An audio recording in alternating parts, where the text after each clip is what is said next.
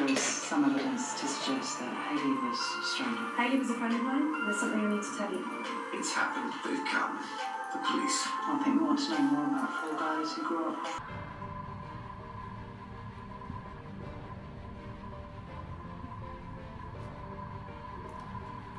.5% down from last week, so that's 0.6 kilos of fat. Right, okay. So yeah, not bad at all. So there's nice travelling, days and stuff. Your weight has dropped, yeah. So 1.5 kilos from last week, which is Too much. yeah. Neil, I don't know what Neil will say about that. To be honest, he might. Got a wide lens.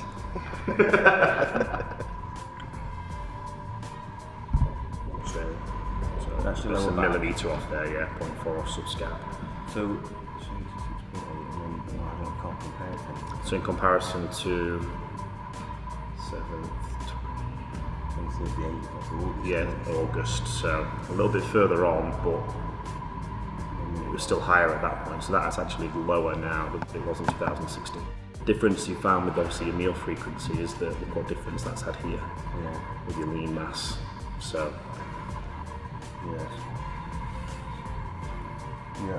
So we have come down then in most bits. yeah, all the sites are body fat wise, it's fine. It's obviously body weight, of which some of that has come from muscle mass. But Where then? Where's that shown? there, of which previously 81, 83, 84, and then a drop to 83 point. So it's a kilo. So that 1.5 kilos you've lost is a kilo worth of muscle and half a kilo of fat. For the first time, that's where you've trended muscle down in this prep, which is not a bad, No, I know. Yeah, I know. we know why that is. Like I say, it's traveling, it's missing meals, it's changing, training frequencies here. These metrics here are all indications of underfeeding. With the fact that they've still dropped, that is that depletion, that's that deficit, what you'd expect to see straight away. So, not a showstopper, right, at all. It's still look, the trend is 1%, 0.6, 0.5. And what we dropped. Percentage body fat. So next week we'll see. Next Wednesday we'll see if I can get that to stabilise a bit more. Don't so disappointed. No, it's all right. I knew it was going to happen. Obviously in 2017 at the Olympia, I'd geared everything up and give myself the best possible chance for getting that first place. And I actually dropped places, went from 2nd to 6th in front of friends, family, sponsors, fans, huge fans. So for me it was very difficult, something I'd not prepared myself for, and I've got to admit it hit me very, very hard. For me, I'd moved my life over to America. I'd taken my fiancée Amy with me, left friends, family, my comfort zone. I was 2nd in the world ranked, and I was the current Arnold Classic champion. So for me, I felt like everything was in place for that first place, and I never really thought of anything prior to winning that. So obviously when I stepped off stage, coming 6th, it hit me very, very hard. I went into, I must admit, a slight depression. I had 3 months away from the gym. I just couldn't find the motivation to eat those 6 meals, to get up in the morning and do my cardio, to go to the gym and actually enjoy it. I was just turning up because I had to and I felt I needed to be in the gym, but I wasn't getting the pumps and the enjoyment out of training. So yeah, I stepped away from the gym and had 3 months, and I wanted to miss the gym. I wanted to get that fire back. And yeah, I've got to admit, it took longer than I thought it would. 3 months. Came back to my family, came back to the UK, which has been an absolute blessing for me. Having that support network around me has been amazing. Having Amy by my side, who's supported me all the way, has been really good. And it's slowly but surely coming through this summer. I've got more and more fired up, getting back into my routine. Training back with my old training partner who I've been with for the past 10 years, back in the same gym, back in the same kitchen prepping my meals, and everything's started to fall back into place, and I'm back where I want to be again, fired up for the Olympia, motivated to train, can't wait to get in the gym, happy with my regimented meals, getting up in the morning for my cardio, and that's everything I feel you need in order to be a competitor on the Olympia stage. So yeah, we're 8 weeks out. I'm really fired up, really motivated, and I've got a point to prove, not only to myself but to my family, friends, to everyone who believes in me. The support has been absolutely immense and crazy, and I feel like I need to make amends from last year, and 6th place is not where I want to end my career, and I've still got a title to win. That is really the only title I'm gunning for. I feel I've achieved everything I've wanted to achieve in my career, luckily, and that is the last tick for me. That's the last tick in the box I need. So this year I'm more than motivated. I'm leaving no stone unturned, back to basics, and I'm going to hit this Olympia prep hard. And come September, I will be making amends for last year.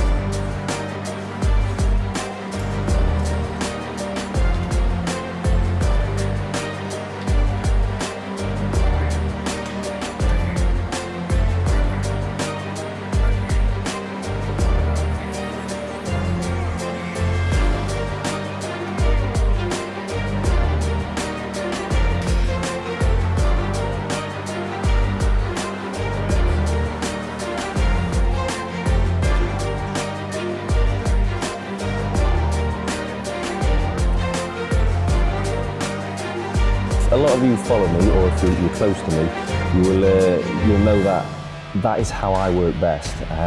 It's not really the right attitude to have, because at the end of the day, if you're the best in the world, you need to be able to deal with those pressures and those obstacles. But for me, I've always worked better as an underdog, and I feel like the pressure's off me. People are talking about all the big names, and the top 10 this year is, I'd even say the top 15 in the world. It is phenomenal. So it's anyone's game, and for me, I prep better like this. No one's talking about me, and for good reason. I dropped out of the top 5, so let them do the talking, and it gives me a chance to keep my head down and get to work.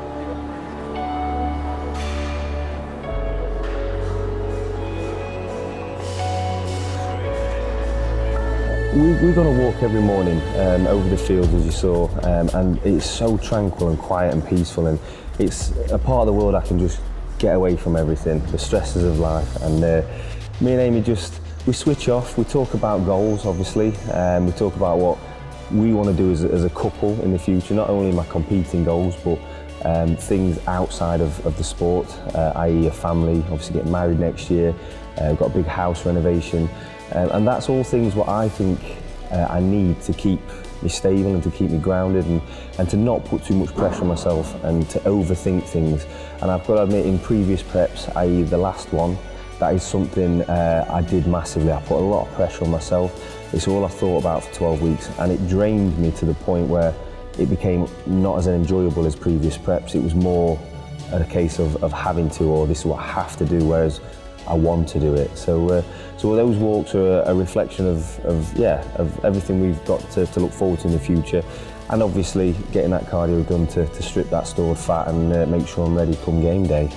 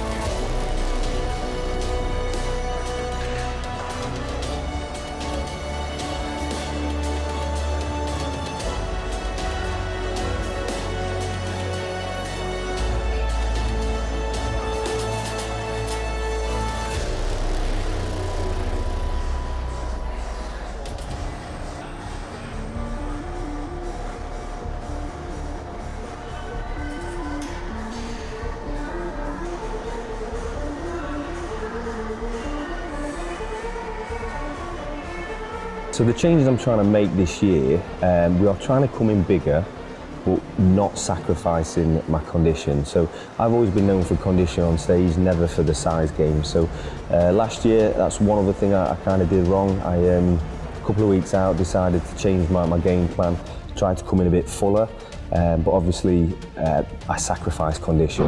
Whereas this year I'm going in with a plan to come in a lot slower, and focus on really getting that grainy condition, but trying to maintain as much muscle as I can. I think in previous years, especially the previous Olympia, I've over-dieted, over-trained in order to get that condition, and I've sacrificed a lot of muscle. Whereas this Olympia, we're trying to be sensible. Obviously I've got a new coach who is very methodical in his thought and his training patterns, and we are trying to come down slowly, which we're measuring each week to make sure we are, but trying to keep that muscle mass and that fullness throughout this prep.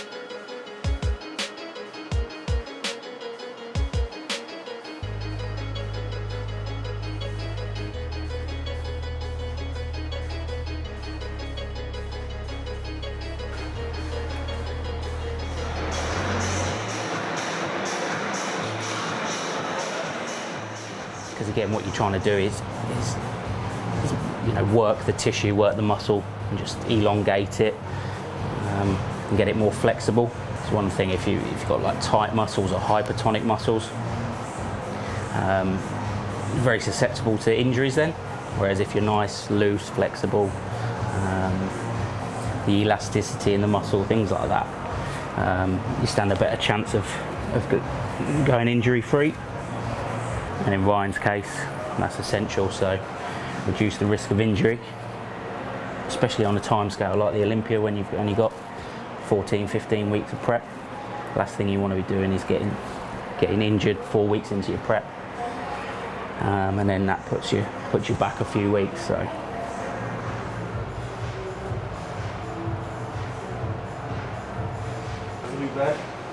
Oh, that's amazing. So what are we running from the friendly run to 5?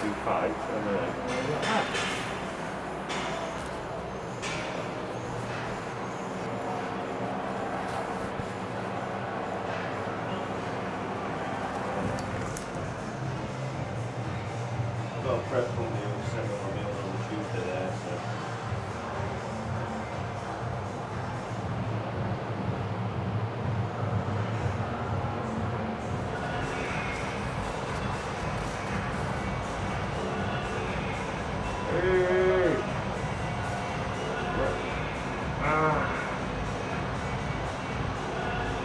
So I don't know if you can see the redness in there compared to that side, so I've only just worked on this side.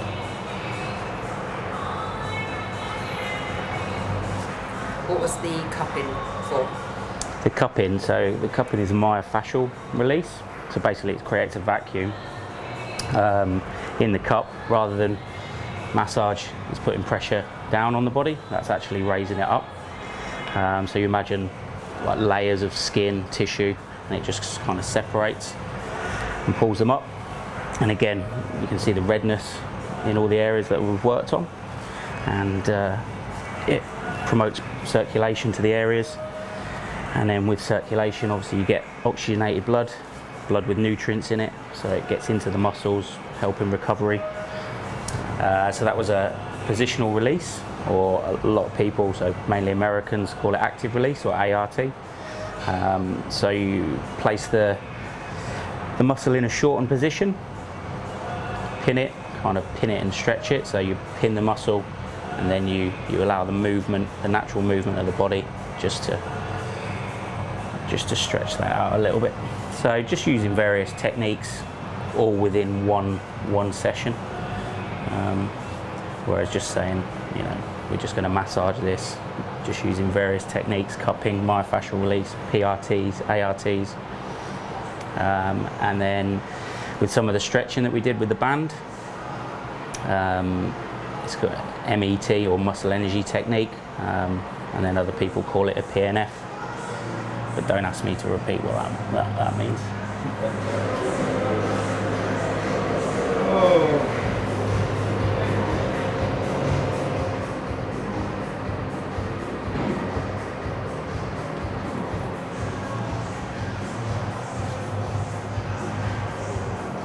Probably the open guys, the 2-1-2s, they'll have to do different poses, so they have to be able to hit them a lot more. Whereas, how many poses have you got? 2. 2? Yeah. 3 really mandatory. Yeah. So I mean, a major one for Ryan is probably opening up his lats, and just holding that front on position. So again, if this is all tight through here, you can't actually open them out. I mean, that's one of the things we have been working on. About 3 sessions. Two full sessions. 2 full sessions on it, really working it, finding where the issue was, and enables him to do what he needs to do, and then it has an impact on his training as well. Yeah.